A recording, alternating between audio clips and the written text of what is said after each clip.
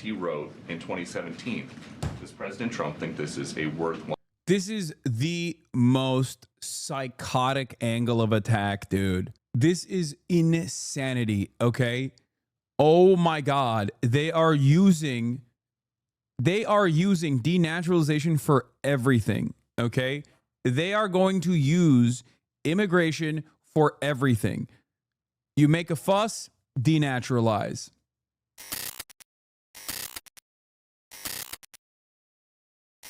I am going to go with Zohran Mamdani and the Mamdani mania. Zohran Mamdani says, I don't think that we should have billionaires. Full interview. Okay?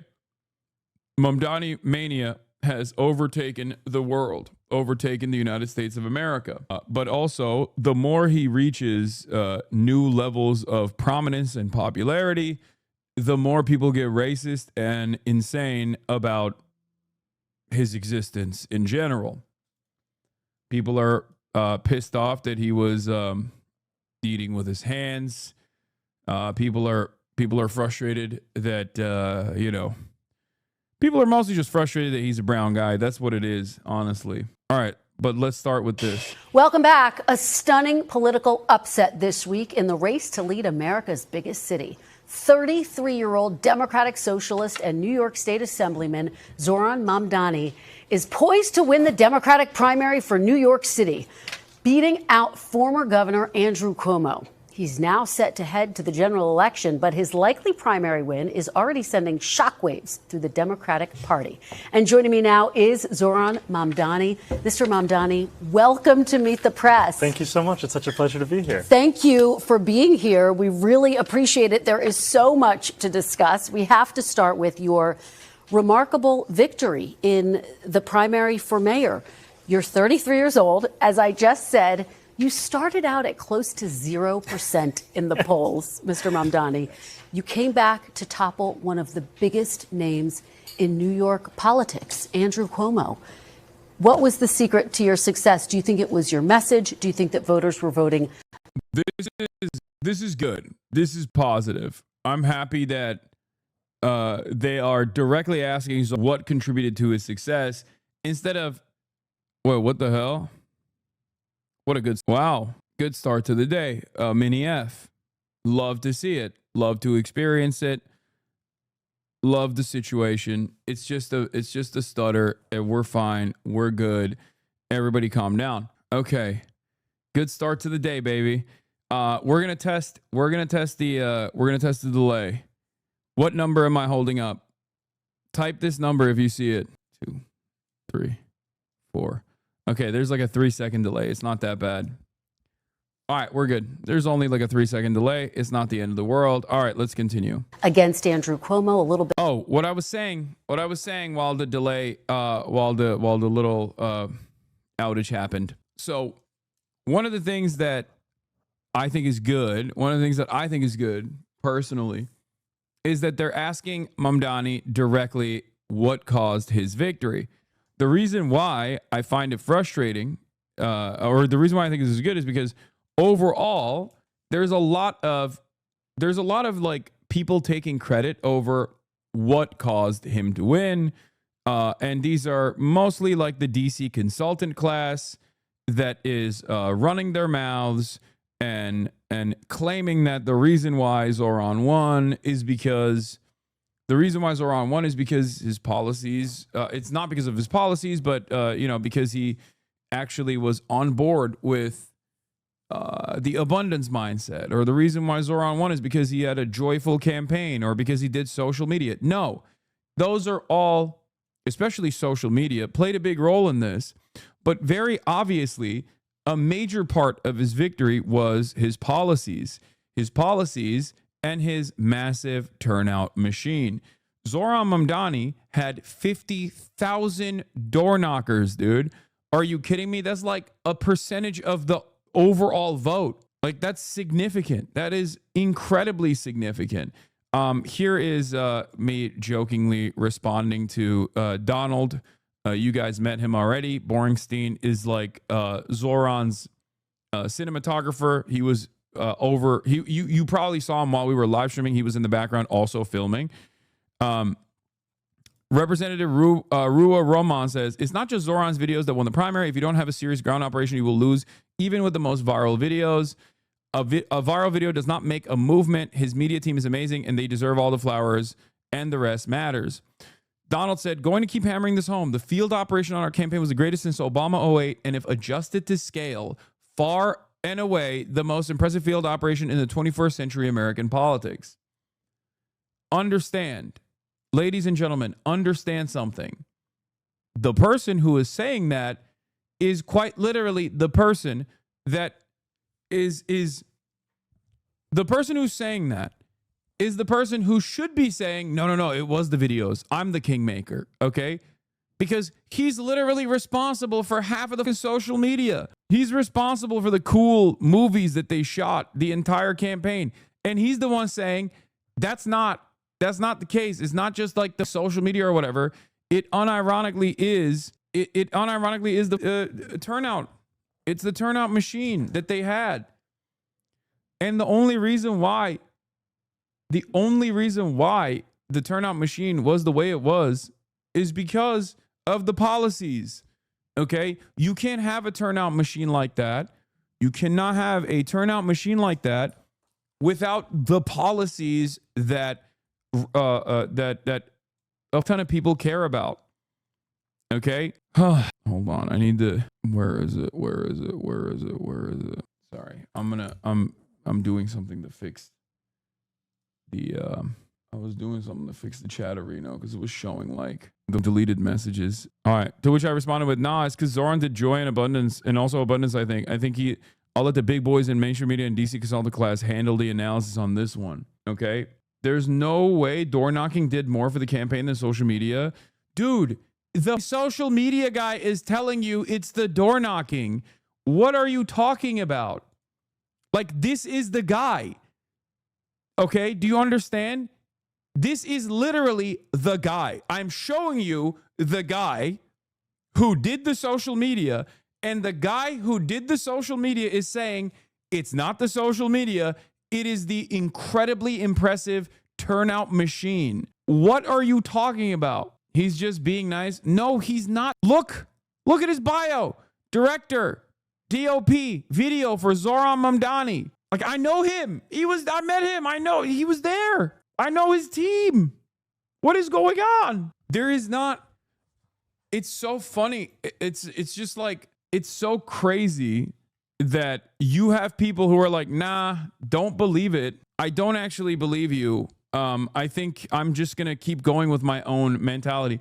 Kamala Harris had a incredible social media machine. Why didn't it work? Why did it not work? Do you think Kamala Harris didn't do enough social media? She did. It's because Kamala Harris did not have Kamala Harris did not have good enough policies that would push a lot of the quote unquote left, the door knockers, communities such as ours, into mobilizing for her. Okay? That's it. A bit of both. How do you see it? I think ultimately it was the focus on the fact that we live in the most expensive city in the United States of America. It's also the wealthiest city in the wealthiest country in the history of the world, and yet 1 in 4 New Yorkers are living in poverty. And bro does not stop, by the way. Yeah, 18 to 44 was almost 50% of the electorate, by the way. The big question heading in the New York City race was what percentage of the electorate would be 18 to 44? Manhattan Institute had it at 24%. Marist had it at 30%. Emerson had it at 35%. The actual result was 18 to 44-year-olds were 48 to 49% of the electorate. That is the reason why all the polls were wrong, because they didn't weigh the 18 to 44 vote accordingly. 50%. How did that happen? Well, that happens when you got 50,000 door knockers. Okay? I checked this roughly against the voter file. My firm uses some noise created by birth dates and such, but 2024 G based on age right now, 18 to 24, 176,000. 25 to 29, 237,000. 60 to 64, 238,000. Target early data implies more 18 to 29 Democrats voted in the mayoral primary than the 2024 general. More 18 to 29-year-olds that are registered Democratic Party voters voted in the New York City mayoral primary than they voted in the general. The general election for the president. That's why I said Zohran Mamdani was able to actually do the Bernie method successfully, because the Bernie method was supposed to be this tremendous turnout of the youth vote, which is hilarious to say. 18 to 44 is the youth vote, by the way, but it is because of how old the voters are in general. But up until like 18 to 44 as a demographic, there's a shit ton of numbers there. There are a shit ton of people there. They just don't vote. They don't vote because they have nothing to vote for. When you got a candidate that actually resembles the electorate, you have a candidate that actually has policies that the electorate wants, and he is an earnest communicator, this is what happens, okay? Biden Defense Squad says, a big part of why I'll support Zohran going forward is because for years I've been like, well, if you guys want to win, why don't you actually go out and vote instead of just tweeting? And now that they've done that, I can't really be like, no, I didn't mean like that. Now, this is just the Biden Defense Squad, right? Like, this is a Biden dead ender. I'm glad that these guys are actually realizing that this is the method. Having said that, a lot of the establishment Democrats will not do this, okay?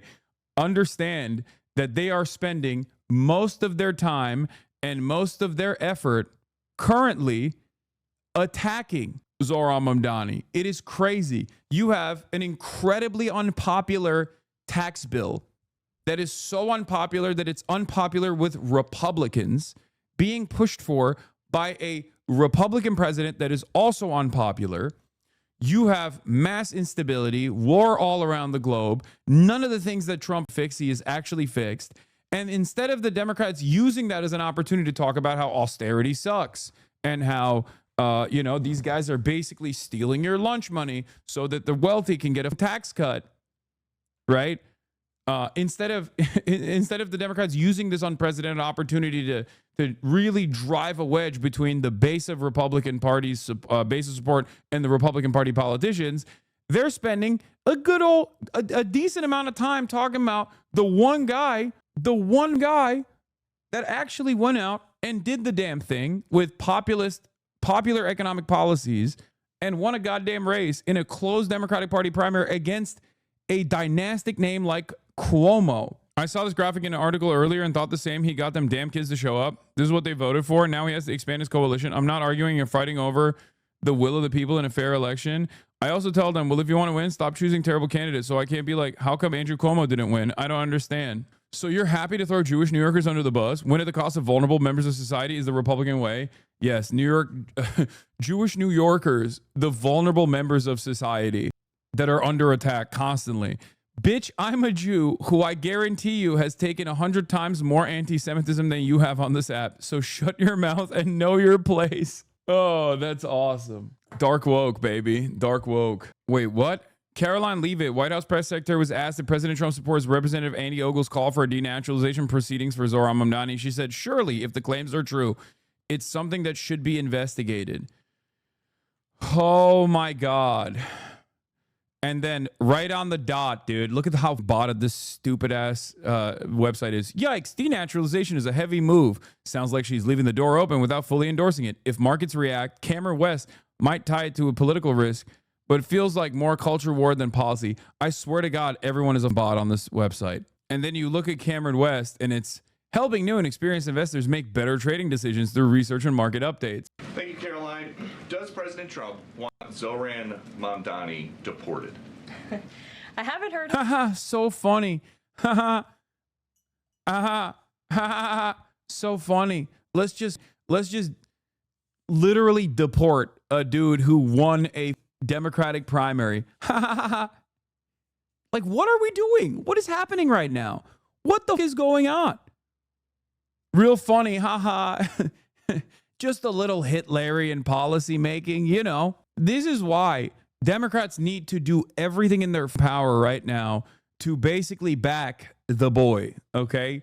To basically back him down to the wire. This is a major contest that is an existential threat, not only to the Democratic Party as well, but also just to America in general. I don't think they understand, or perhaps they do understand that this is an existential threat to the United States of America, and they simply don't care. Him say that. I haven't heard him call for that. But certainly he does not want this individual to be elected. I was just speaking to him about it and his radical policies that will completely crush New York City, which is obviously a city that the president holds near and dear to his heart. There's this Congressman Andy Ogles. He wants the Attorney General Bondi to explore denaturalization proceedings because he thinks Mamdani could have misrepresented or concealed material support for terrorism based on rap lyrics he wrote in 2017. Does President Trump think this is a worthwhile? This is the most psychotic angle of attack, dude. This is insanity, okay? Oh my God. They are using denaturalization for everything, okay? They are going to use immigration for everything. You make a fuss, denaturalize, okay? And now that there is no process of injunction, now that there's no power in the courts to actually put a stop to this kind of madness, they can just kind of get away with it until the Supreme Court takes it up. And what if it doesn't go all the way to the Supreme Court at all? This is literally what the Nazis did, okay? Every single thing that they're entertaining here is a test. Stay aware. I am telling you right now, every single person should be losing their minds over this. Guy comes in, wants free buses, okay? Wants a rent freeze. Happened before, many times over in New York, okay? And all of a sudden, wants to tax the wealthy a little bit, okay? And all of a sudden, they're like, well, we got to deport him. He's a Muslim terrorist that needs to be deported. That's where we're at right now. Understand how fucking insane this is. Use of the Attorney General's time. Well, I'll let the president speak to that. I have not seen those claims, but surely if they are true, it's something that should be investigated. Thank you, Caroline. Does President Trump want Zohran Mamdani deported? I haven't heard him. I know. The gray bars are back. I'm going to fix it. I'm going to fix everything. Hold on. All right, but let's get back to this. The rest are seemingly trapped in a state of anxiety. And what we've seen is that this is a city that needs to be affordable for the people who build it every day. Our focus was on exactly that. And by keeping that focus on an economic agenda, we showed New Yorkers that this could be more than just a museum of what once was. It could be a living, breathing testament to possibility. Well, let me ask you about what I was just discussing with Senator Chris Murphy. The fact that you have leaders Schumer, leaders Hakeem Jeffrey, who wrote very nice things about your victory, said you'd won a very strong campaign, have not endorsed you. Congresswoman Alexandria Ocasio-Cortez has endorsed you. Do you think the Democratic establishment is afraid of you? I think that people are catching up to this election. This is an election that went against so much of the analysis that had been told about our party and where we needed to head to. And ultimately, what we're showing is that by putting working people first, by returning to the roots of the Democratic Party, we actually have a path out of this moment where we're facing authoritarianism in Washington, D.C. Well, let's talk about your policies, your vision for this city. Here are some of the things you've proposed: free buses, rent-stabilized housing, a $30 minimum wage, the creation of city-owned grocery stores. It's a very long list of proposals. So let me ask you, if you were to be elected the next mayor of New York, what would your day one priority be? The first thing is living up to these promises that I've made, because I've made them because I intend to keep them. And in a city of about 8.5 million people, close to 2.5 million New Yorkers live in rent-stabilized housing. The mayor, through a board called the Rent Guidelines Board, sets whether or not those rents increase or stay the same. The previous mayoral administration froze the rent 3 times. This one, led by Mayor Adams, increased it by 9%. Yeah. Eric Adams increased the rent when he had every opportunity to freeze it. Okay? Now, what's really interesting about this is that now that rent freeze is a point of contention, Eric Adams, who is the most cynical charlatan of all time, has turned around and talked about potentially has talked about potentially no longer increasing rent as well. He just released literally released a statement saying we're just going to do the minimum rent increase this time around or something like that. I'm unsure how these politics works. How did Adams get in office? No, he said we can freeze it. We can't freeze it, but we want it to be as low as increase as possible. What did he say? Do we have the link? Don't send me Curtis Sliwa, okay? Shut up. Where is it? Where is the... Oh, here it is. Here's the statement from Eric Adams. Why I'm urging the Rent Guidelines Board to adopt the lowest increase possible while protecting the quality of housing for millions of New Yorkers who live in a rent-stabilized home. So he saw the rent freeze conversation take place and decided, you know what? We're just going to do the minimum amount. We're going to still increase it, but just by a minimum amount. One of the largest cost of kitchen table issues kitchen tables each month is rent. Dude, what the is going on, dude? Why can't I delete the deleted messages? I'm so goddamn annoyed. Hold on 1 second. It's so goddamn annoying. Restart Chatterino. Yeah, my Chatterino bricked, and it's just like showing it's showing the deleted messages, and I don't want to see it, like the moderated messages. Bruh, you suck at streaming. I know. I'm the worst. Where is it? Yeah, why isn't it showing? Why is it still showing it? I clicked on it.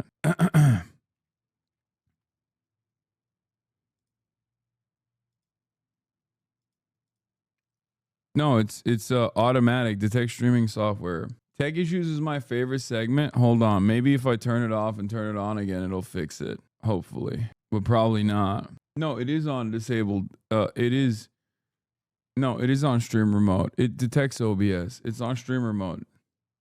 See? It literally says streamer mode when I go on a thumbnail. Yeah, see? Like all this spam shit. Wait, let me see. Control H. Will that work? It's a Twitch bug. Yeah, see? It's not deleting it. I don't know why. I'm so annoyed. What is happening? Like, this is exactly the type of shit I don't want to see in my chat. You know what I mean? Twitch API is having problems. Yeah, no, I did the hide deleted messages gear thing. I did. I don't know why it's not. Oh, wait, never mind. All right, I think it should work now. All right, we're good. We should be good now. I think so. I think we should be good. Someone type a slur. Yeah, all the spam's going away. All right, we're good. Okay. All right, let's get to it. Let's get back to it. Okay. Where were we? So the first thing that I constitute a board that votes in reflection of reality. And the reality I'm speaking of is that the median household income of those tenants is $60,000 a year. The landlords of those units have seen their profits increase by 12%. It's time for relief for working class New Yorkers. Okay, well, of course, the big question is how are you going to pay for it? You've proposed increasing taxes on wealthier New Yorkers. The Democratic governor, though, of your state, Kathy Hochul, says she's not going to support increasing taxes in order to get it across the finish line. I want to let you take a listen to a little bit of what she had to say recently and respond on the other side. Here she is. I'm not raising taxes on people at a time when affordability is the big issue. I'm actually cutting middle class taxes. Even on the wealthy. I don't want to lose any more people to go to Palm Beach. We've lost. Oh my God, dude. Come on. Have some backbone. Have some goddamn backbone, dude. Of course, she doesn't. She does not. Enough. How are you going to raise taxes if you can't get Democrats to support it? So I think what we've shown over the last 8 months is our ability to take that which is considered a non-starter and make it seem inevitable. We've shown that with this campaign, and ultimately we're... Once again, here are the takes that you can immediately deploy here. Are you ready for this? This is the only aspect of his policies on his campaign that requires Albany to play ball. Okay? Having said that, however, this has been a tremendously successful ballot measure in a state like Massachusetts, in Boston, okay? It's been spearheaded by Michelle Wu, the mayor of Boston, and this was a ballot measure that passed a millionaire's tax directly. It was a ballot measure that passed in the state of Massachusetts. So this is a profoundly popular provision in blue states that will yield billions of dollars into the state coffers so that we can fund some of these initiatives that are helpful, that will clean up the streets of New York, that will make New York a more livable place. Okay? Yeah, in Massachusetts, the tax increase for the millionaire's tax was 4%.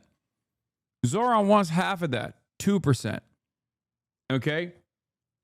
And this was a profoundly popular policy in Massachusetts. Do you understand? So he can literally point to another comparable state and another comparable city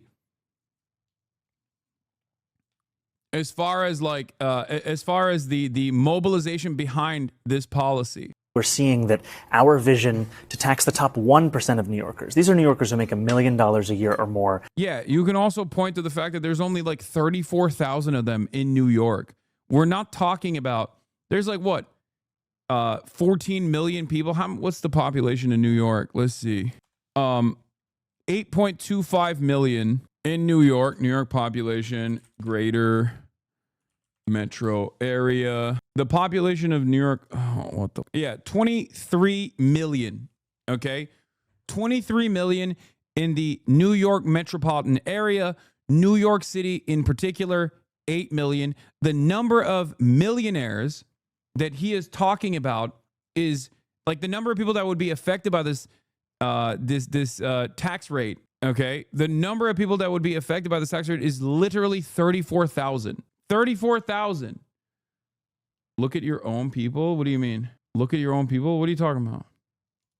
And our proposal is to just tax them by 2% additional, is something that has broad support and will continue to increase that support over the next few months and years. So you think you're going to be able to twist Governor Hochul's arm and get...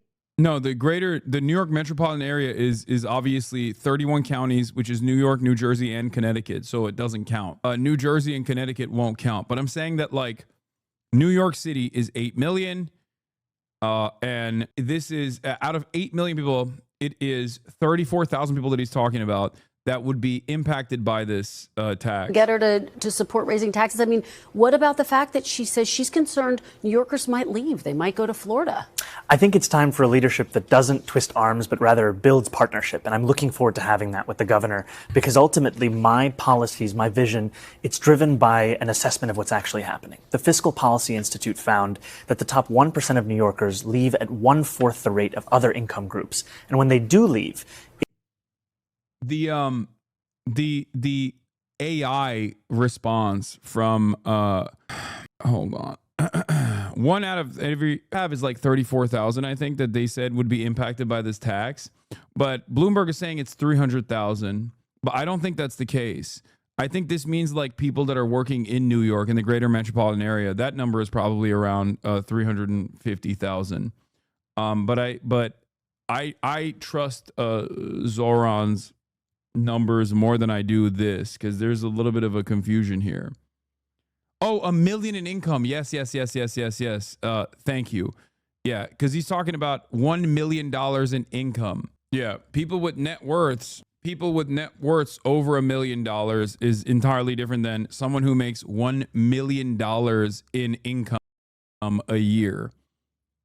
Yes. Okay, that's where the confusion is coming from. In any case, I don't understand it. Florida is a red state. If rich people left to Florida, wouldn't rich people make Florida great? Great question. The answer is no. 1 million isn't much in New York City, but regardless, it's a lot compared to other. 1 million is a lot, though, to be honest, in Manhattan. $1 million a year? $1 million in income a year is a lot everywhere on the planet. There is not a single place on this entire earth that $1 million a year in income is not a lot. That is insane. You are delusional if you think that that is not there. Like, you can say $100,000 in income a year is like barely making you live a comfortable existence in a big city in this country nowadays. Okay. And even then you can have a little bit of a back and forth here. Like, if you're making $100,000 a year, okay, in a place like New York City, if you have to live in the city, or in a place like Los Angeles, if you have to live in Los Angeles, you're going to survive, but you're not going to be super comfortable, okay? Which is crazy to say. I'm talking about $100,000. There is no place on the planet right now where $1 million a year, if you make $1 million a year, you're not comfortable, or you're not immensely wealthy. Yeah. I make $115K and I live in Marin County. It's like $10K above the poverty line in Marin. Marin is near San Francisco, by the way. No, what do you mean Dubai? There is no place on the planet. There is no place on the planet where the yearly household income is $1 million and they're not making ends meet. There's not, like, you guys are talking, you want to know how much $1 million a year in income is? It's so much that when people joke and say, well, what about the limousine costs? Or what about the daycare costs? What about the nanny costs? None of that makes you have a hard time. None of that will cause you financial trouble if you're making $1 million a year. Marin, that's how you say it? My bad. Like, that's crazy. We're not talking about net worth, chatters. We're talking about income. $1 million a year in income is so much money that it's like hard to spend all of that money.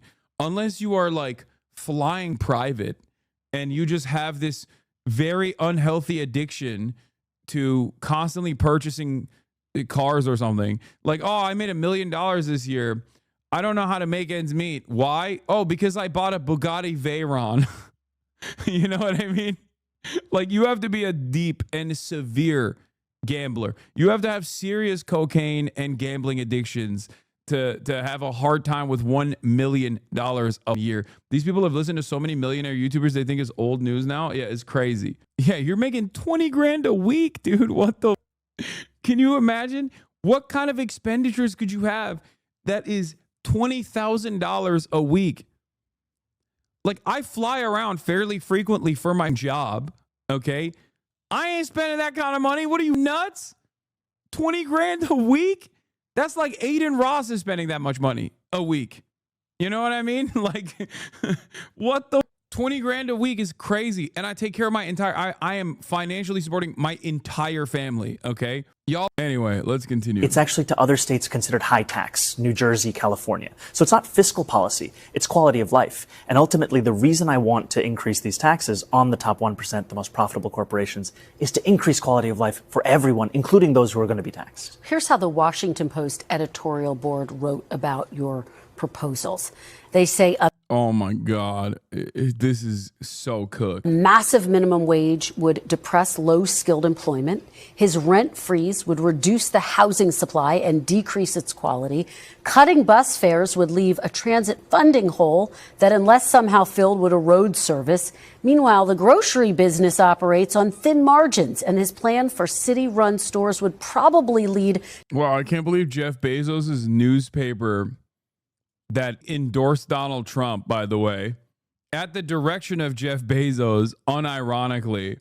Like, the Post, Jeff Bezos, Trump endorsement, Washington Post's editorial board is against a socialist who is advocating for the most modest, the most doable increase in social safety nets.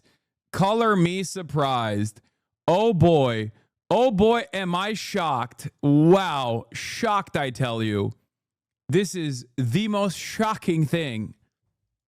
To fewer options. Yeah, I can't believe the e-commerce grocery store magnate wrote in his newspaper that a government competitor to his major profit-seeking sector would be bad.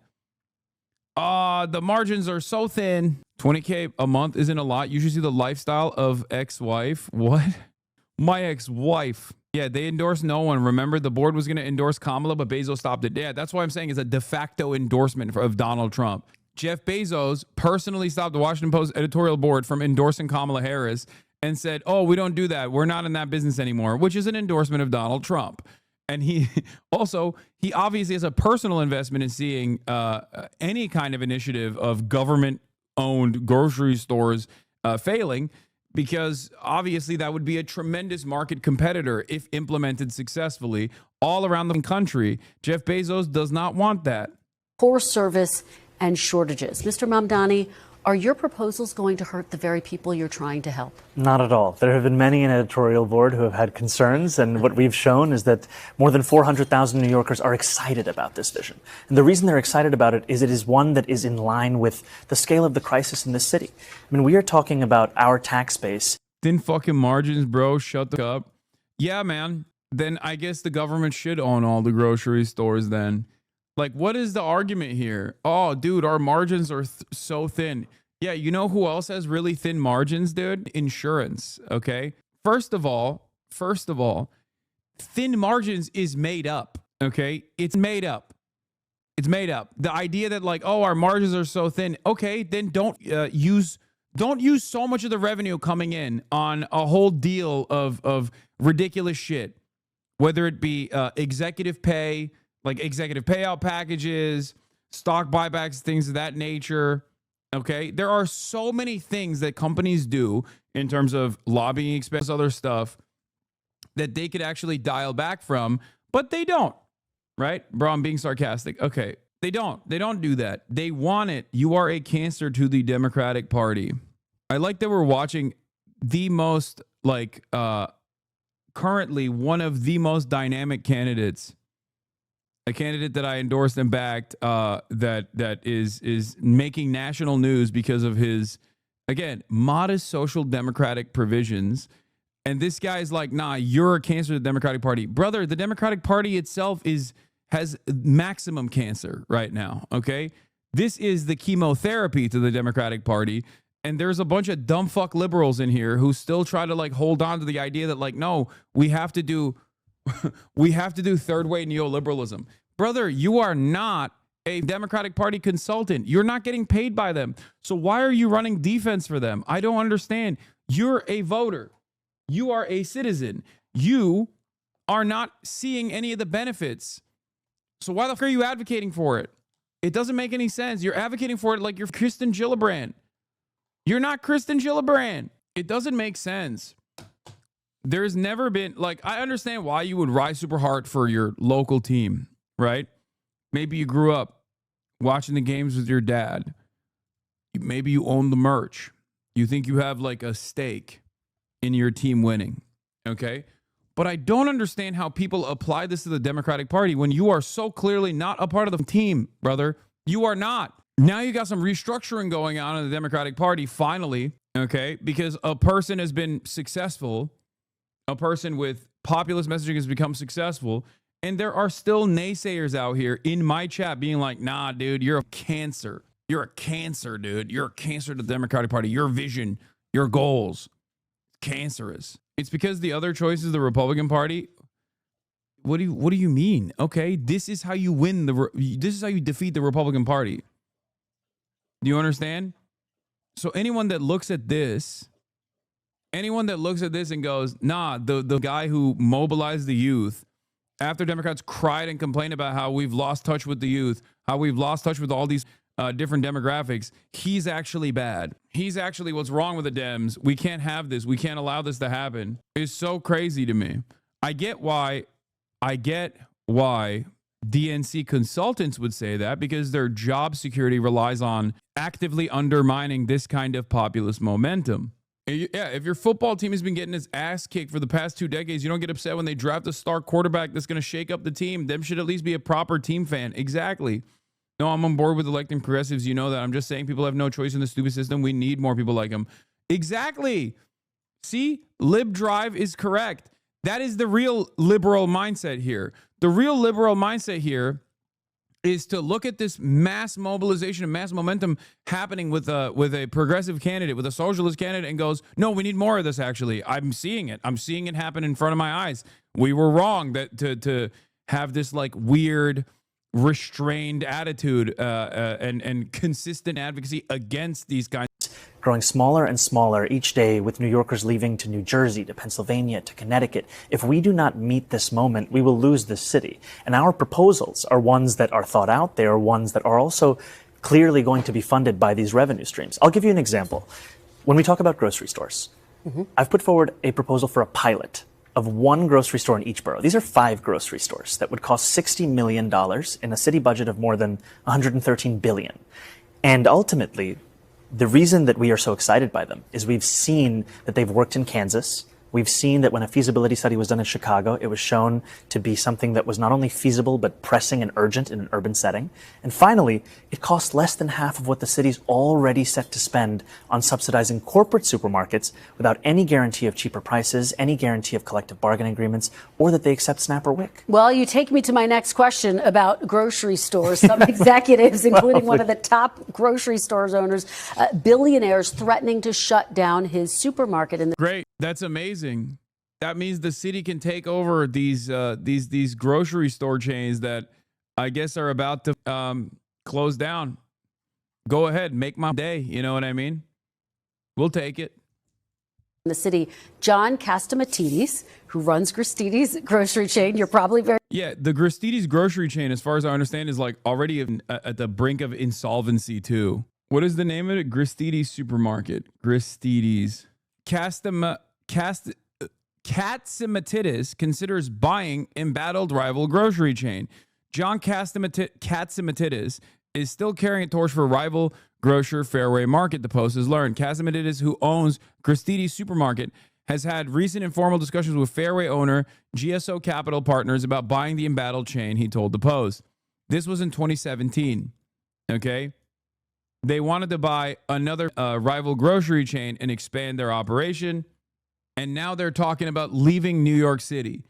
They are not doing that, okay? They are not doing that. By the way, the embattled rival grocery chain, Fairway Market, has had numerous bankruptcies at this point. They've had numerous bankruptcies since then. 2017 is when they wanted to buy it. In 2020, they also were bankrupt, the rival grocery chain that they're talking about. In the wake of Fairway's bankruptcy, there's been one looming figure making a mess out of grocery stores, private equity. Cleanup on aisle 11. Private equity's rolling grocery store bankruptcies. Okay? They bankrupt almost because they can't do business margins, by the way. No, the reason why they get almost bankrupt or on the verge of insolvency is because they are operating with business mindset. They want to make money. There's also tremendous competition from the likes of Amazon. State-run grocery stores would not have the same exact issues because they're not supposed to be run with the profit incentive in mind. We had interest before they went bankrupt and after, Catsimatidis told the Post. I've been in the food business for 50 years. Yeah, this is him. John Catsimatidis. Like, the reason why Zohran wants to have potentially grocery state-run grocery stores is quite literally because he's making the argument that we shouldn't be at the mercy of profit seekers, man. That's the whole point. This is the visage of a grocery capitalist, vindicates every 19th century political cartoonist. Yeah. Gristedes owner found liable for unpaid wages. He looks like a cartoon character, dude. Stop the Greek hate. Okay, chill. very familiar with him. He said this on Election Day, quote, "If the city of New York is going socialist, I will definitely close or sell or move or franchise the Gristedes locations." In order to run New York City successfully as mayor, do you not need the support of a billionaire businessman like John Catsimatidis? I don't know if I need his support specifically. I actually haven't figured out why they... Not to give him more talking points, but the real talking point that they should be slamming is that market competition will eviscerate. State-run grocery stores would create market competition that is impossible to contend with and eviscerate mom and pop shops. That's the real meta. That's what they should be saying, okay? Not to give the billionaire psychopaths more talking points, but that is unironically what they should be saying at a time when there's unprecedented competition coming from monopolists like Amazon, okay? We're already having a hard time dealing with we're already having a hard time keeping these grocery stores open. And then this guy wants to create additional pressure to lower wages and lower prices. But even if we were to be able to carry on with our business, the mom and pop shops will definitely close down. Something like that.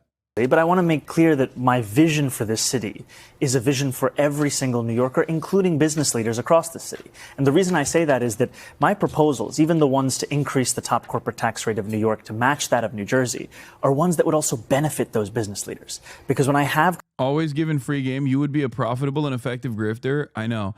Sometimes I like to give game out for free just so people know that I got that dog in me, okay? I could so easily be a right-wing grifter. I could be the best right-wing grifter, okay? Now do the counterpoint to that.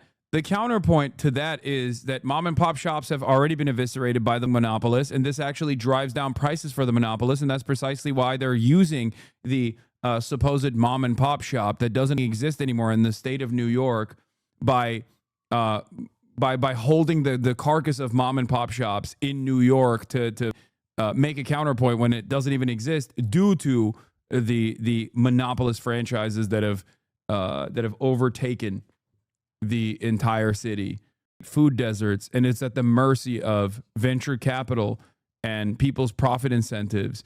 People's food, people's access to food should not be dictated by some faceless, lifeless corporate entity that is simply just trying to make additional money off of purchasing a bunch of these stores and then immediately bankrupting them so that some hedge fund manager can turn profit year over year. The response is this: it's 5 grocery stores in this. Some of the things I've heard that are part of your platform are rent freeze. Yep.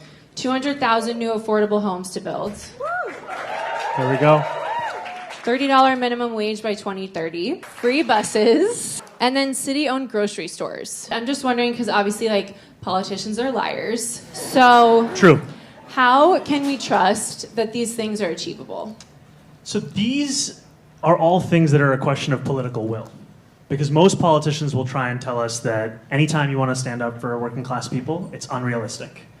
And when we're talking about a rent freeze, Bill de Blasio did that 3 times. There's precedence for that.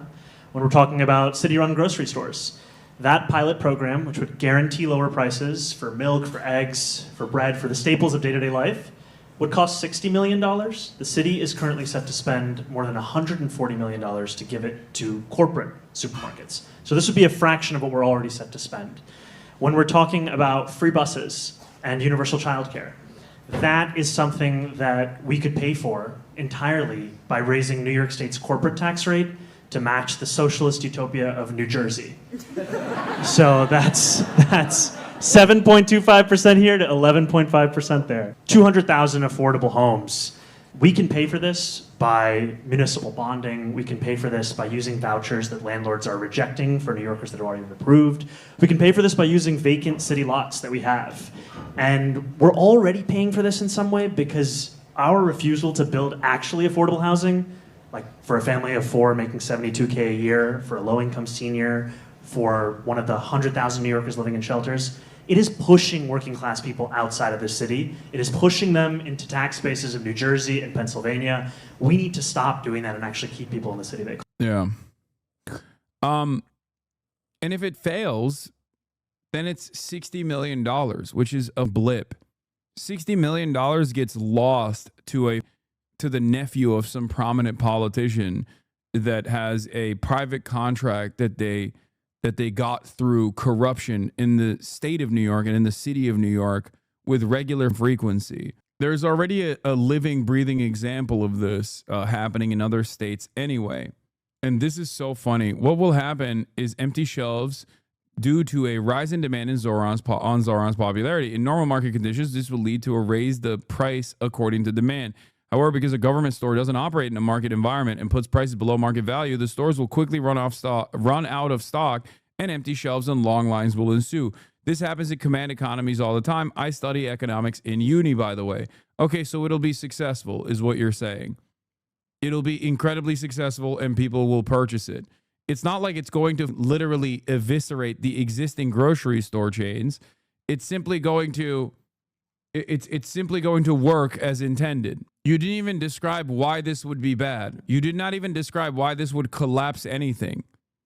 What you described is poor people will have easier access to food. That's what you described as a bad thing, because that is the outcome of what you're talking about. The outcome of what you're talking about is people in these neighborhoods will be able to get cheaper groceries. Okay? Then the people with money will go elsewhere, be fed up, and stop going and clogging it up for the people who need it. There are major advantages to an enterprise that is not run There are major advantages to an enterprise that's not run at the behest of the profit motive. Those who are quick enough will get the food. Others, the majority, will not. Dude, first of all, the argument that you're making, unironically, is an argument to make all the grocery stores state-run, for the record. You understand that, right?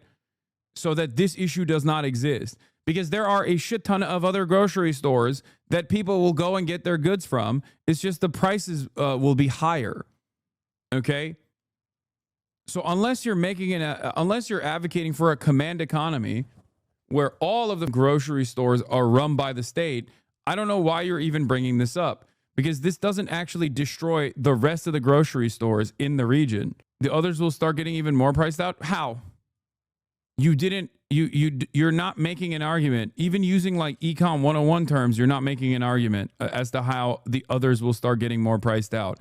Here, because these bargain bin prices that are impossible to compete against, it will actually force other grocery stores that are privately owned to lower their prices in order to be competitive. Okay? That's the argument you're supposed to make. You're not even making that argument. You're just saying, oh, the others will start getting even more priced out. And then they'll raise their prices for no reason. Like, what are you talking about? Also, you're making it seem as though the state-run grocery stores don't exist. The commissary structure in the United States military already exists. It's a thing that works, okay?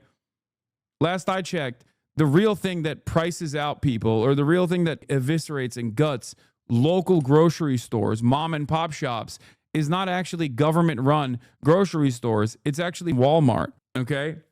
This, unironically, is a way to try and combat against Walmart. It's a way to try and combat against the massive grocery stores. The difference between a state-run enterprise like this as opposed to Walmart, however, is that Walmart comes in with much cheaper prices. Walmart also will hire a bunch of people. It's more efficient.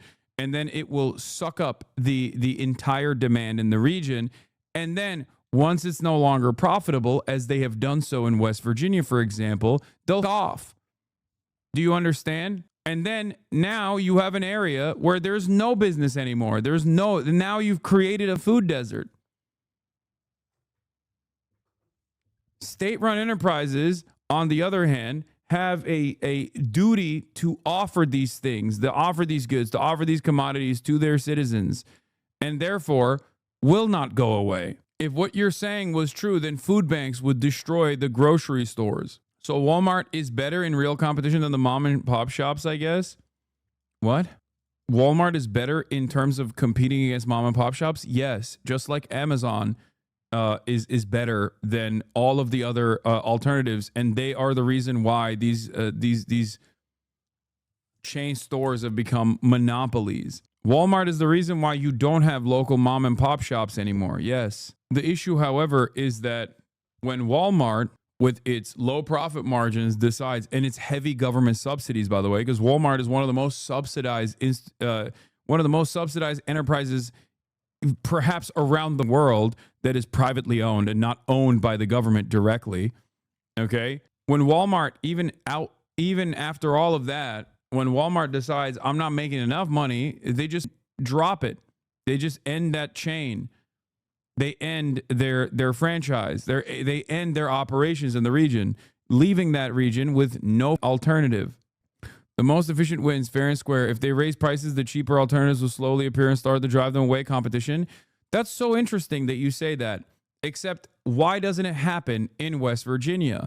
Why has that not happened in West Virginia? Okay? Again, this is the problem with econ majors who, once again, look at just numbers on a board and widgets at a widget factory and assume that the market choice is, or the market moves in a rational way, and yet when faced with the reality that things don't actually just materialize out of thin air in the way that your textbook told you to do so, you all of a sudden turn around and go, I don't get it. I guess we shouldn't even talk about that. You're running off of pure idealism. I am suggesting a pragmatic solution, one that also, even if it doesn't, the government shouldn't be involved in subsidizing shops at all. No subsidizing Walmart. I know, dude. Okay, Friedman. That's not how that works, though, does it? What do you mean? Libertarian. I swear to God. Yeah, that would be great. I also would not. I also would love to live in that world. The job of the government is to uphold free market competition in a civil way. No, it's not. You are a neoliberal without even realizing that you are a neoliberal. This mentality is precisely the reason why the government does subsidize Walmart. This is the outcome. The job of the government is to uphold free competition. Okay, what's going on? The government has been upholding free competition, and this is the outcome. The outcome is Walmart. Everything inevitably turns into a monopoly, okay? Or if it's not a monopoly, it's at the very least an oligopoly, which creates an environment where price fixing is the norm through price leadership, which is the legal method of price fixing. Price fixing is illegal. Price leadership is very legal. When you have tremendous corporate consolidation, you create an environment that's ripe for price leadership. Price leadership, when you're at the point of the consumer, is the same as price fixing. It doesn't matter, okay? When you are going out and purchasing eggs and eggs and milk, you don't think, well, at least this was done through the legal route of price leadership, okay? So if monopolies are going to happen, I would rather have the interests of the population in mind rather than the interests of a couple faceless, lifeless capital owners in mind. You are arguing about a fantasy while simultaneously saying we need candidates to do that. And then you're literally getting mad at the one candidate who is trying to do that and turning around and saying, no, not like this. Subsidizing one side but not the other is not fair competition. And that is what's happening right now and is not good. But socialism will lead to deficit. That's not the way out. Should be anti-monopoly. Brother, there is no planet. Your worldview is inevitably distorted, okay? Because capitalism inevitably yields monopoly. Every single company's ultimate goal is to become a market leader. There is Scandinavia. Oh my God. Oh my God. Why are Econ 101 guys so oblivious? State-run grocery stores... Norway. 3 companies have 90% of the grocery store market in Sweden. Dude, even the Nobel Prize winner said that social democracies and not socialism are the way forward, and that means capitalism. From the Pakistani military government run. We have government-run grocery stores. It's the military, okay? Nordic socialism is realer than you think. When policy commentators talk about Nordic economies, they tend to focus on their comprehensive welfare states, and for good reason. Denmark, Finland, Norway, and Sweden are home to some of the most generous welfare systems in the world. Each has efficient single-payer healthcare system, free college, long parental leave, heavily subsidized childcare, and many other social benefits too numerous to list here. What is this? Public grocery stores. Oh yeah, there was one in Florida. This is also before we factor in that there is a monopoly, state-run monopoly on liquor stores, both I believe in Kansas and other states in the country, but also even in Scandinavian nations as well. Outsized attention they receive can sometimes lead the commentators in the wrong conclusions about peculiars of Pennsylvania too and Utah. Oops.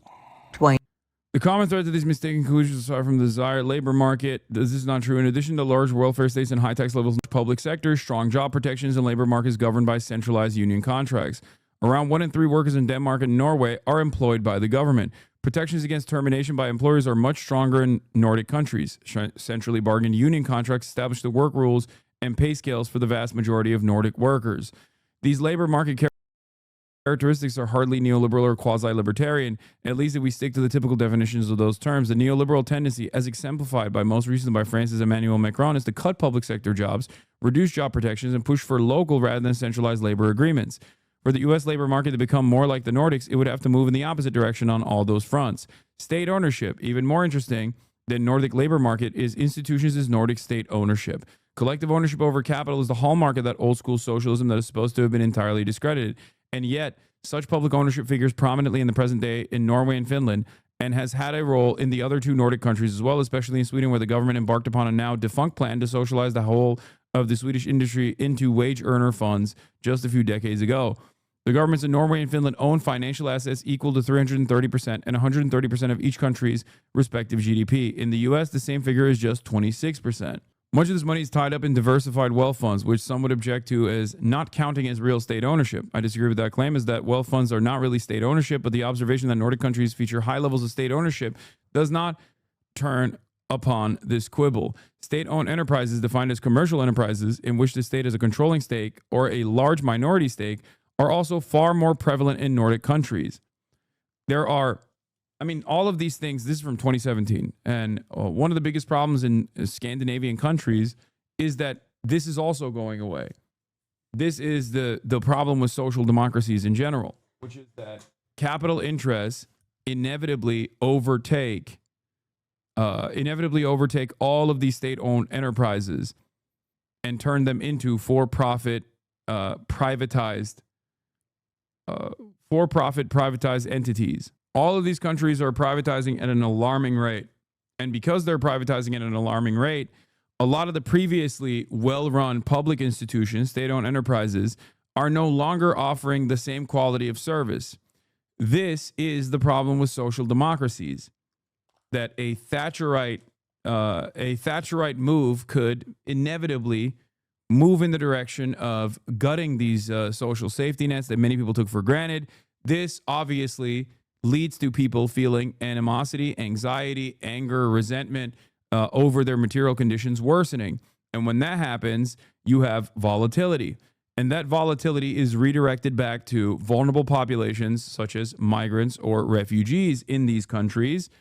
The notion that, well, more brown people started arriving, and that's the reason why my state-funded healthcare doesn't work as well as it used to. Yes, the goal here is to solve a market inefficiency, food deserts in New York City. If you believe, first of all, you're talking about how, social democracies are the answer, while you're literally getting mad at a dude offering a social democratic provision. So clearly, you don't want social democracy, because nothing that Zohran is pushing for is unheard of. Many of the things that Zohran is pushing for is unironically things that already exist. So it seems to me like you don't want to move in the direction of social democracy, because a lot of the places that you consider to be social democracies that you point to as like successful versions of capitalism, failing due to capitalism right now, due to the interests of capital right now, and they're experiencing that exact same volatility, instability, and anger being redirected back to refugees, migrants, and the like in these places. And you're also simultaneously pointing to a candidate that is trying to move in that direction, and you're stating that that is wrong. So it doesn't seem like you want that to happen. You don't want state intervention while simultaneously saying we want state intervention. So which is it? Do you want state intervention, or is it not like that? Also, the current government will want to go away from the central work terms negotiated by the unions and work towards the local deals model. Finland has basically had austerity measures since Nokia fell as a phone manufacturer. There's theories about the CEO being a Microsoft agent. And every government we have just defunds education, healthcare, etc., no matter right or left. However, right-wing governments do it much more. Yeah. We are living in an era where the fall of neoliberalism is imminent. It's already happening. It's happening all around us. Okay. All of these social democracies that you could point to will be regarded as like overwhelming failures unless they change their attitude and move back in the direction of socialism. Okay. Finland is literally the happiest country in the world right now. Okay. But you, dude.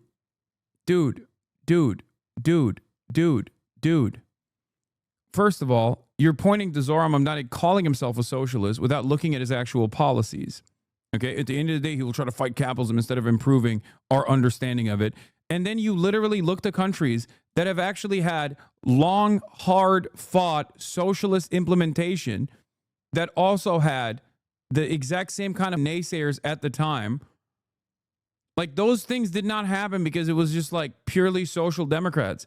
Those things happened because social democrats, especially in Scandinavian countries, were propped up and backed to a certain degree by socialists, democratic socialists, straight up socialists, trade unionists.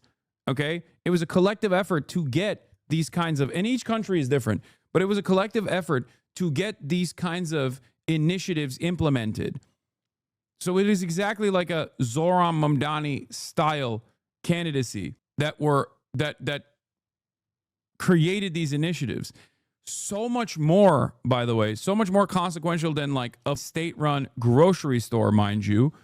Like, we're talking about the entire nationalization of the extraction industry, okay? You point to Norway. Do you understand that the entirety of the Norwegian extraction industry, from the oil down to the forest, is nationalized? Zohran Mamdani looks like a rugged capitalist in comparison to an already implemented initiative in a state like Norway that you would point to as a very successful state. That's communism, I guess. That's not even socialism, it's communism. That's Maoism. How'd that happen? Our number one source of electricity is state and county-owned hydropower system. Sweet here. Our social democratic governments are also working on every public service making profits and therefore slashing budgets and shitting public transport, hospitals, and elder care. So even social democracy is garbanzo on its citizens, just not as garbanzo as the U.S. Exactly. And the more it gets to U.S. levels of garbanzo, the worse it will get, the more angry people will get. I think we understand capitalism quite well. Well, competition is good in politics, I guess, too. Oh my God. Okay, then don't stand in the way of like the one force in the country that is like pushing the needle in the appropriate direction. That's why you don't see me punching left regardless. And Zohran is not to the left of me anyway. But the real reason why private grocery stores fight back tooth and nail against state-owned enterprises is specifically because state-owned enterprises will actually create a depressive force against the monopolies that dominate the sphere, the oligopoly that so easily can maintain greedflation, increase prices through a series of decisions known as price leadership. Buses are fast and free. Minimum wage is literally $30 an hour, and all of their public schools are powered by renewable energy. They have these vibrant green spaces and these resilience hubs that provide all of these resources and safe spaces during emergencies. Oh, and every kid under 5 has access to free universal childcare. You can shop at these city-funded grocery stores that focus on keeping prices low instead of making a profit. So you buy groceries at wholesale prices. Eggs aren't $13 anymore. Okay, last thing. There's a rent freeze across the entire city. Sounds like a fantasy, right? But New York, I'm talking about us. We have the opportunity to turn that fantasy into a reality for all. I have a hardcore capitalist cousin in California just nutso about Mamdani over in New York. How do I shut him the fuck up? As an assemblyman, I think he tried to introduce new free bus routes in New York City and now had a very mixed reception and was discontinued. That's literally not true. He did get a free bus pilot program that was so popular in its implement. That is the exact opposite. Why are you making shit up? You are just saying the opposite of the truth now. It literally not only worked, but it was also incredibly successful. Anyway, back to Zohran. How do you think empty shelves and overcrowded buses will benefit the popularity of his candidacy? Overcrowded buses and empty shelves. Okay, man, don't worry about it, okay? Then don't worry about it. Overcrowded buses, he said. Dude, the average econ 101 understander turns into this like rabid sociopath the moment that there is like modest social democratic reforms that might be imminent. And it's ironic because then they will, as a defensive mechanism, turn around and point to the fucking modest social democratic reforms that exist in other countries while simultaneously stopping us from getting it. Holy, yeah, what if the people are too well fed? What if the buses are working? That would be terrible. Let me guess where they heard it. Oh, from fucking New York Post. Zohran Mamdani's lousy negotiating skills killed free New York City bus program, Eric Adams says. Oh, wow. That's crazy. I guess the guy currently running against Zohran Mamdani, who has every reason to lie, took a successful initiative that he offered to Zohran, who fought hard for this initiative as a state assemblyman, is now turning around and being like, oh yeah, the trial ended and we discontinued it, but also it was a failure because of Zohran Mamdani. Well, great. Now that he's mayor, he can actually do it. All right. Yeah. It was a resounding success. Now that Eric Adams is a MAGA enthusiast, he's using the MAGA playbook, openly lying. Zohran Mamdani and I got free buses done despite Adams, who broke the law requiring more bus lanes and blocked the Fordham Road busway. There's your real snake oil salesman. One of the funniest parts about being a leftist or a socialist is constantly advocating to better society and constantly having not possible. How dare you shut the up? And then they unironically will sometimes point to other places where they have these things implemented and will go, see, why can't we be like that? It's like, bro, we can't be like that because you're trying to stop us from being like that, while simultaneously pointing to that over there as a good reason, as a good example, a good alternative. Don't worry, okay? We'll drag you kicking and screaming to more affordable grocery prices and free buses. You'll kick, you'll scream every step of the way. You say, how can this be done? And then you'll get on the free bus. If you even live in New York, you probably don't anyway, so it doesn't even fucking matter to you. But one day you'll take advantage of it.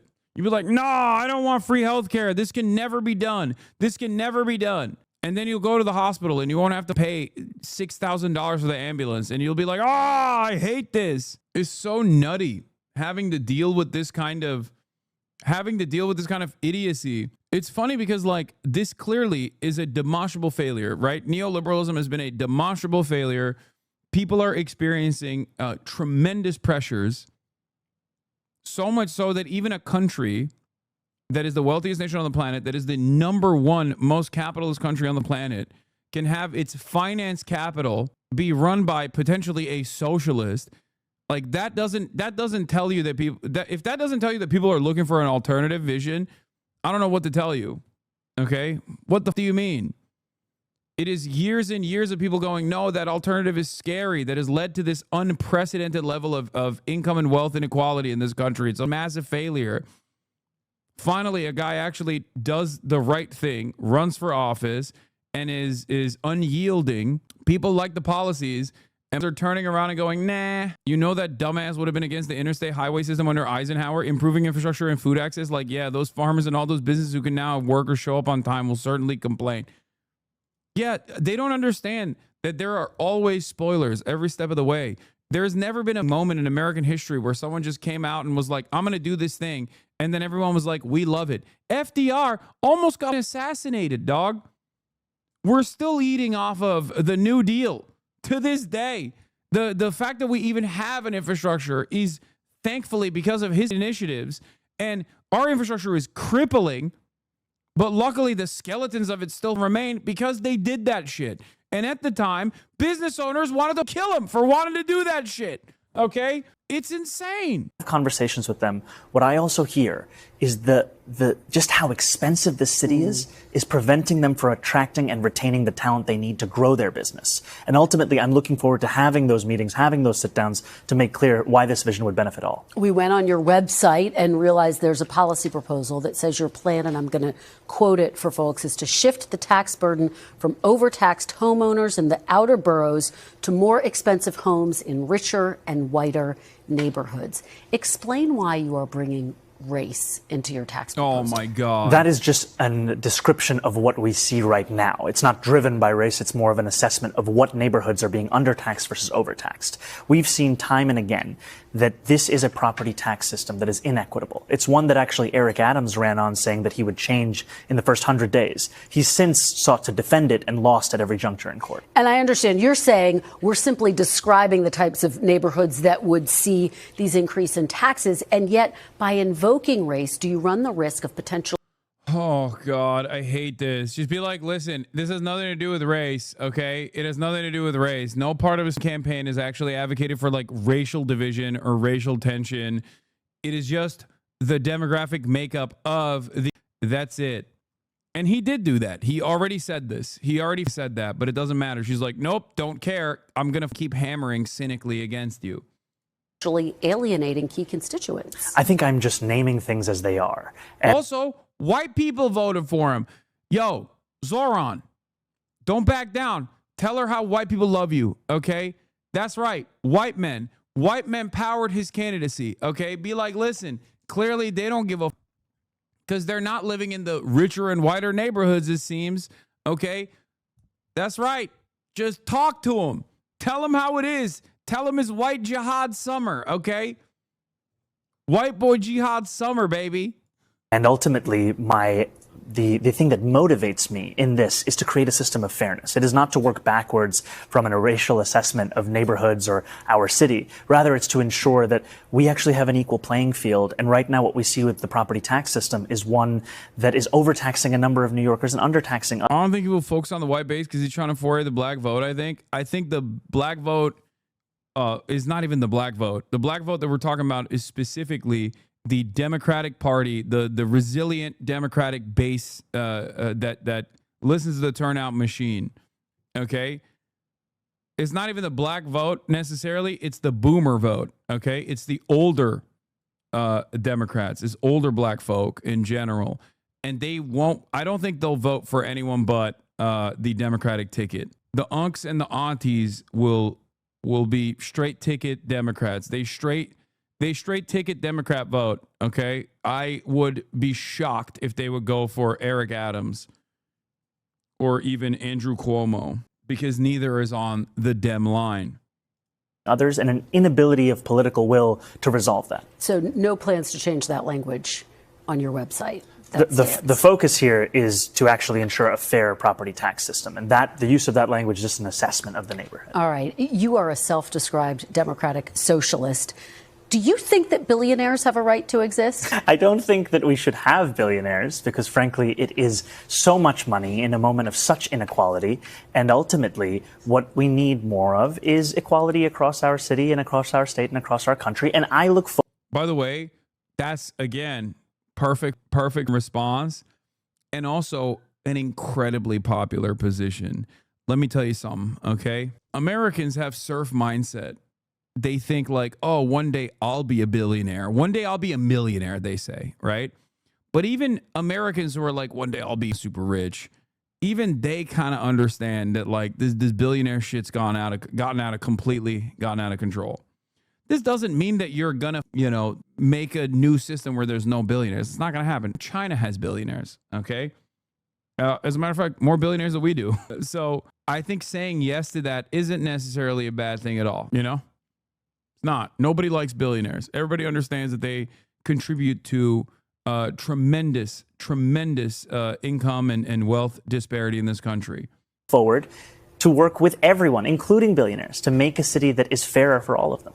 Well, let me ask you about what Donald Trump, the lib whisperer, is making the Vox.com article heads and the media. The Mediaite people into socialists at this point. Mamdani on Trump calling him a communist. I've already started to get used to the fact that the president will talk about how I look, how I sound, where I'm from, who I am, ultimately because he wants to distract from what I'm fighting for. I'm fighting for the very working people that he ran a campaign to empower that he has since betrayed. Oh yeah, this was funny. I saw this. Dudes who make $32K a year reading this. Zohran Mamdani, I don't think that we should have billionaires. We need billionaires. Every blue check mark. Every dude who makes $32K a year saw that statement and fell to their knees at Walmart, where they work, actually. Yeah, he's not going to win the ideologically dug-in free market conservatives. He'll win the populist voters who kind of get the vibe that this billionaire shit's a little messed up and something should be done. Yeah.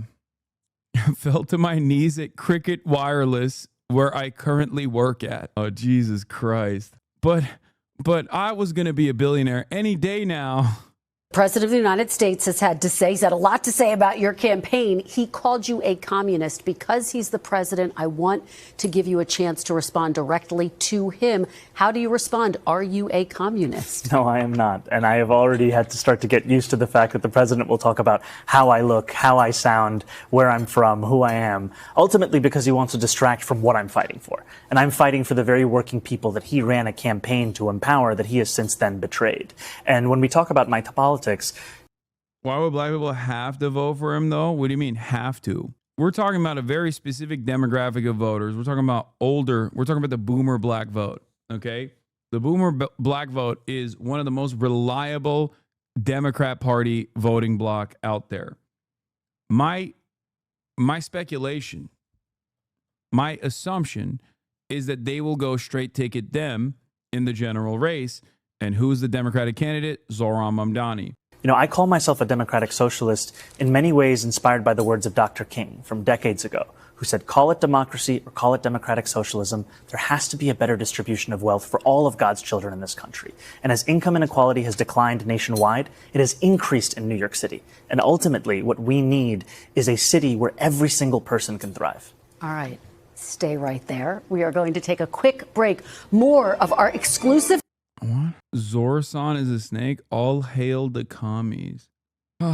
Don't show the TikTok Marxists this. Dude. Why would you ever in a fucking million years care about that? Please stop, okay? Anyway, here is the Pod Johns kind of turning heel here, okay? This is impactful because I feel like a lot of the DNC consulting class does take their notes from these guys. They are very much, and they might get mad at me for saying this, but they are very much a part of the establishment. They are the establishment. So let's hear what they have to say. Donald Trump tried to steal the last election. When he failed, fomented a violent insurrection against the Capitol. Cops were brutally assaulted. They tried to kill members of Congress and his own vice president. He then wins the election, pardons the people who violently assaulted cops. And what we've had, at least at the... It's wild. Dude, look. No, dude, don't say still on January 6th. It is a wild thing that January 6th was successful. Okay? Come on. You don't have to be a liberal to look at that and maybe not even feel a little bit jealous, okay? Because it was successful. January 6th was a success. It didn't work to actually stop the process, this otherwise symbolic like vote certification process, and then implement Donald Trump as the actual rightful leader of the throne. It was also very funny. But the reality that he was able to do this and then not withstand significant penalties and then win the election and then turn around and pardon all of these people is pretty fucking impressive. Okay? It's also insane. It's insane that like America broadly looked at that and was like, that is the appetite I have for destroying these institutions. There's a lesson to be learned from that. The beginning of the administration is some Democrats being like, I'll work with them where it makes sense. I'll vote for some of his nominees where they're good. And then now we're like, oh, but if it's the mayor of New York City who wants to give people free buses and rent control and has said that he doesn't know if he's going to police the term globalize the intifada, even though he doesn't use it, which is admittedly a dumb answer. But for him, I don't think it's a dumb answer. We're going to say absolutely not. This is very concerning. I can't do it. But for Donald fucking Trump, be like, well, I'll work with them where I can. If you are more concerned about a Democratic socialist in City Hall than a fascist in the White House, you're not living in the right times. At least they bring it back. Yeah, it's wild that Eric Adams won the Democratic primary in 2021 by 0.7%, and the consultant and leadership class were saying things like this about him. Interesting that when Zohran wins by 18%, they're skeptical, almost like there is an ideology underpinning their objective analysis. It's probably foolish to think a New York City mayor will successfully translate into being a national political figure, but I still think Eric Adams would be in my top 5 for who will be the next Democratic presidential nominee after Joe Biden. This was Nate Bronze. How long before Fox News unironically says this? Mamdani set to deny billionaires of their biblical homeland of Manhattan. I mean, they are kind of saying that. They're kind of saying that right now. They're implying it. And it's not just Fox News that's saying that. It's fucking liberals that are saying that too. Conversation with Zohran Mamdani when we come right back. Stay with us. We are back here live in New York with State Assemblyman and the presumptive Democratic nominee for mayor of New York. Thank you so much for sticking around for more questions. Let's talk about immigration, deportation. Are you committed to keeping New York as a sanctuary city? Absolutely, because ultimately we've seen that this is a policy that has kept New Yorkers safe for decades. It's a policy that had previously been defended by Democrats and Republicans alike until the fear-mongering of this current mayor. And it's a policy that we've seen ensures that New Yorkers can get out of the shadows and into the full life of the city that they belong to. And it's one that I will be proud to stand up for. Well, you know, the border czar, Tom Homan, has said that he is planning to deploy ICE agents to New York, worksite enforcement to essentially increase and enhance the number of ICE agents here. If that happens on your watch, how do you plan to handle it?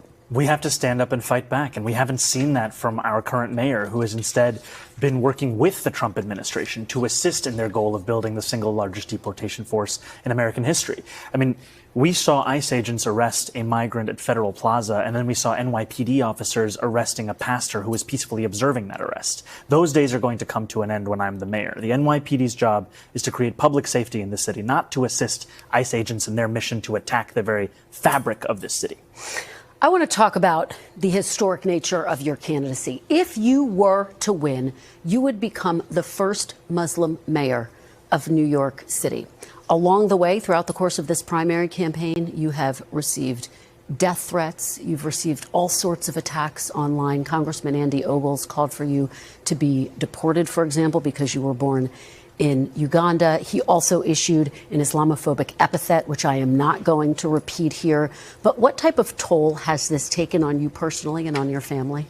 It's been difficult. It's been difficult to have to deal with the regular and repeated smears and slander upon. By the way, we're going to step away from the Zohran Mamdani analysis in a little bit. Well, I'll ask him about Zohran Mamdani as well, but I'm going to have David Dayen on to talk about the big, beautiful bill, to talk about Zohran's victory, and to talk about the SCOTUS stuff as well. David Dayen of the American Prospect will be on in a little bit so that a lot of your confusion will be cleared up about everything that's happening. And on the very basis of my faith. And I think what's so sad is that this is but a glimpse into what life is like for many Muslim New Yorkers and many New Yorkers of different faiths who are constantly being told that they don't belong in this city and in this country that they love.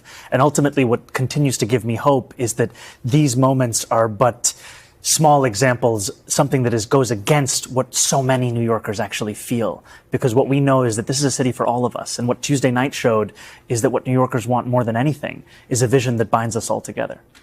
I want to ask you about an issue that has divided some New Yorkers in recent weeks. You were recently asked about the term globalize the intifada, if it makes you uncomfortable. In that moment, you did not condemn the phrase. Now, just so folks understand, it's a phrase that many people hear as a call to violence against Jews. There's been a lot of attention on this issue.